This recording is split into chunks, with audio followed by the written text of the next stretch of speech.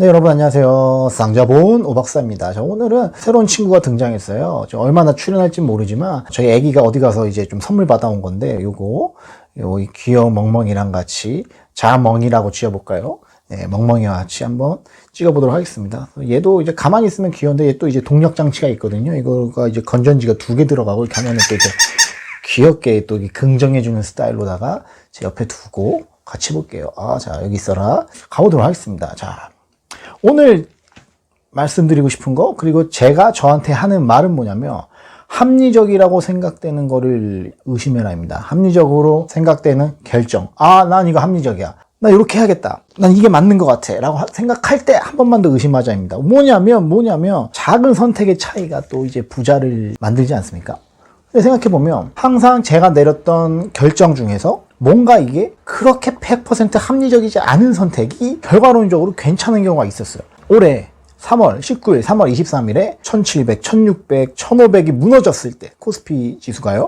블로그에 몇몇 사람들이 이런 글을 달고 튀어버렸어. 어떤 거냐면 1800부터 사라며 1900부터 사라며 2000부터 사셨냐? 막 이런 말들이에요. 그러니까 저는 계속 매수를 얘기했거든요. 매수해야 된다. 1800대도 사라 그랬고 1700대도 사라 그랬고 1600대도 사라 그랬는데 이제 1500이 왔다 갔다 하고 1400까지 가니까 사람들이 조롱하는 거죠. 내가 뭐라 그랬냐 하면서 인버스를 사야 된다. 하락에 배팅해야 된다라고 하는데 물론 그 추세를 보면 하락에 배팅하는 게 합리적인 것 같아. 합리적이죠. 세상이 더 진짜 멸망할 것 같지만 잘 한번 생각을 해보자고요. 이게 이게 마음 심자잖아요. 심보를 곱게 써야지 사실은 돈을 법니다. 하락에 베팅한다는 건 뭐냐면 누군가의 이제 피눈물, 누군가의 아픔을 내가 적중시켰을 때 돈을 번다라는 거예요. 그래서 제가 봤을 때는 ETF 중에서 레버리지, 상승에 배팅해서 2배, 3배, 그런 상승을 노리는 건 전 하진 않지만 이해는 해요. 근데 저는 정말 곧버스라고 전 그런 말 거의 이제 제 입안에 담기가 싫지만 곧버스, 이제 인버스, 하락에 배팅하는 거에 고비라는 거죠. 그런 거에 계속 이제 맛이 들리다 보면 차라리 처음에 실패하는 게 나아요. 그게 한 번, 두 번 성공하다 보면 제가 봤을 땐 그 사람한테 악마의 거래가 이제 시작된 거다라고 생각을 해요. 그래서 개별 주가든 지수든 하락을 하면 계속 하락할 것 같아.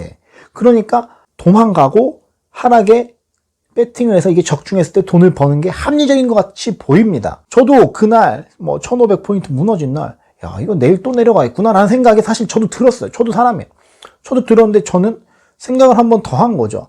그런데 이게 하락에 배팅을 한다는 것 자체가 얼마나 사실 이게 마음 심자가 안 좋은 거지 않습니까?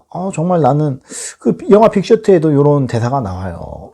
그죠? 그리고 그 유아인이 나왔던 영화 뭐죠? 국가 부도의 날에도 이런 말이 나옵니다. 그러니까 이제 하락에 베팅해서 돈을 벌었다고 좋아하면 안 되는 것처럼 저는 하락에 베팅을 사실은 하지는 않을 겁니다. 지금까지 10여 년 동안 해오지 않았고 앞으로도 하지 않을 거예요. 차라리 안 사면 안 샀지 그거의 가격 하락에 제가 배팅을 하지는 않을 겁니다. 그래서 결론 뭐냐? 하락할 때 다음날도 하락하는 게 합리적인 것처럼 보여요.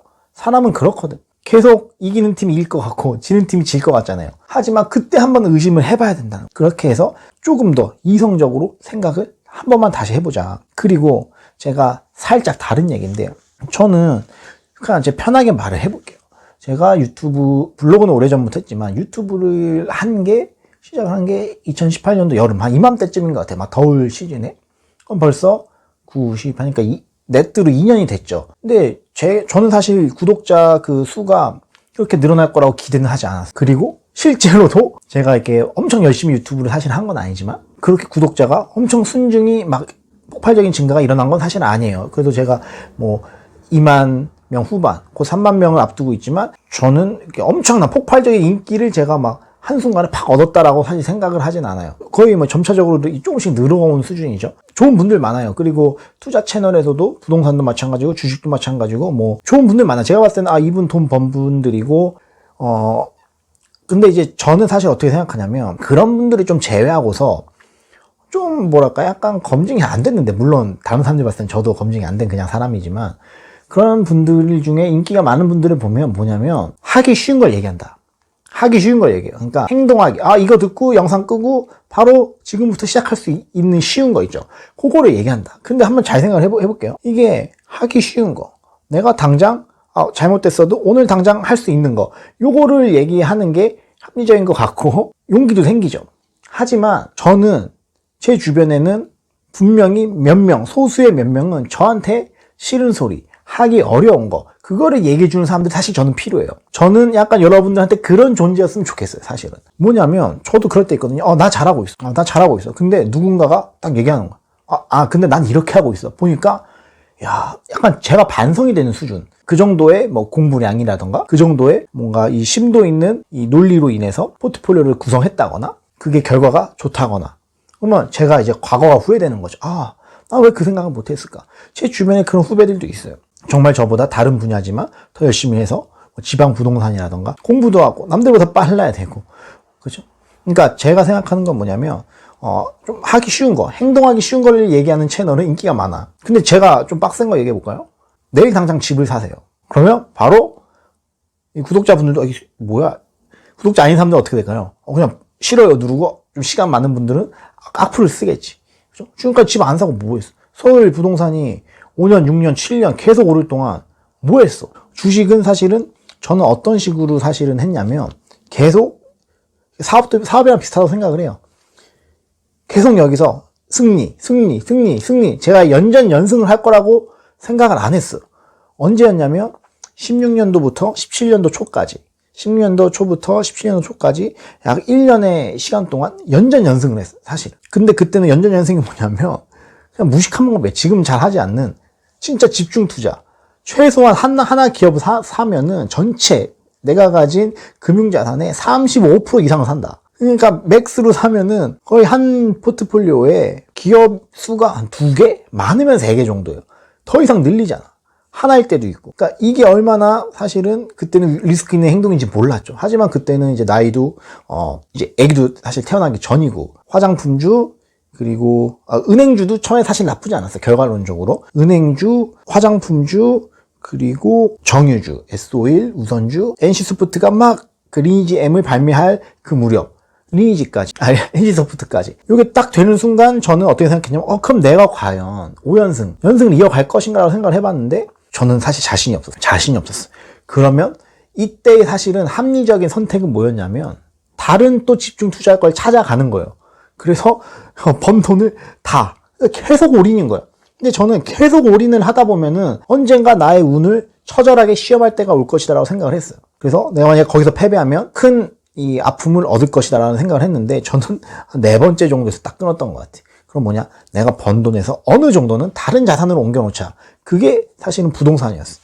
실제로 필요했고, 거주를 해야 할 곳이 필요했고, 원룸에서 살다가 애가 심지어 이제 태어나고, 그래도 몇 달 많이 살았어. 살다가 보니까 이제 애기 목욕을 시켜야 되는데, 그 원룸이 이 하나잖아요. 물이 막 넘치는 거야.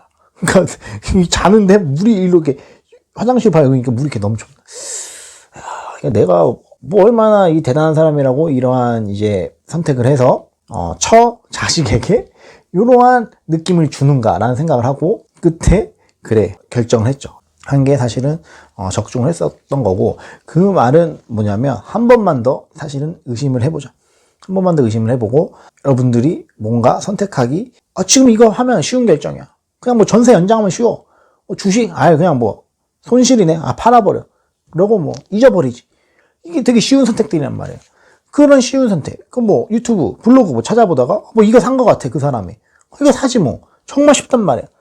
근데 그렇게 쉬운 선택을 계속 하다 보면은 적중할 수도 있지만 언젠가 타격이 왔을 때 세게 온다. 그래서 여러분들도 한 번쯤은 너무 쉬운 길, 너무 쉬운 말, 이거를 내가 따라가고 있지 않은가라는 생각을 해보고, 이게 약간 어떻게 보면 채찍질인데, 저도 최근에 많이 느낍니다. 나는 이게 최선이라고 생각했는데 누군가는 옆에서 더 치고 있더라. 다른 영역에서. 노력의 깊이, 리서치의 깊이가 더 큰 거예요. 주식으로 쳐도 더 큰 거예요. 그래서 여러분들도 한 번 정도, 그냥 이거 보면 뭐 말겠지가 아니라 한 번만 더 의심해보고 한 번만 더 가는 거죠. 그러니까 제가 예전에 복싱 할 때 그러니까 차이점이 이거예요. 저는 엄청난 뭐 프로 선수도 아니었고 그냥 뭐 세미 프로 정도였지 사실은. 프로 일전도 못했으니까. 잘하는 그때 프로 선수 형들 보면 처음엔 똑같아요. 뭐 줄넘기 4라운드 하고 섀도우 복싱 하고 올라가서 하고 뭐하고 그냥 똑같아. 관장님 크게 신경도 안 써. 로드웍을 갔다 와. 나도 로드웍 뛰어. 대충 뛰어. 그냥 같이 뛰어. 그냥 좀 먼저 뛰고 전 뒤에서 뛰어. 그리고 이제 체육관이 2층이었거든요. 전체 건물이 5층이었어. 체육관은 2층이었어. 근데 그 형은 어떻게 했냐, 프로 형은 어떻게 했냐면, 저는, 다 왔다. 체육관 다 왔다. 로드웍 뛰고, 다 왔다. 하는 순간, 저는 이제 걸어서 이제 올라가잖아요. 체육관 2층까지. 다 했으니까. 그럼 어떻게 했냐면, 그 1층에서부터 5층까지 오리걸음으로, 요거 잡고 오리걸음으로 한번 왕복을 하고, 다시 오리걸음 2층까지 올라와. 그 작은 차이. 그 작은 차이가 이 차이점을 만드는 겁니다. 그 형님은 이 버틴 힘이 있기 때문에 하체가 버텨주니까 카드를 올릴 수 있고 방작을 할 수 있는 기회가 생겼다. 핸드폰을 바꿔갖고 용량이 엄청 많아져가지고 이렇게 공격적으로 이제 오래 찍었는데, 여러분 다음 시간에 또 짧게 가보도록 하겠습니다. 다음에 또 뵙겠습니다. 안녕. 쌍자본.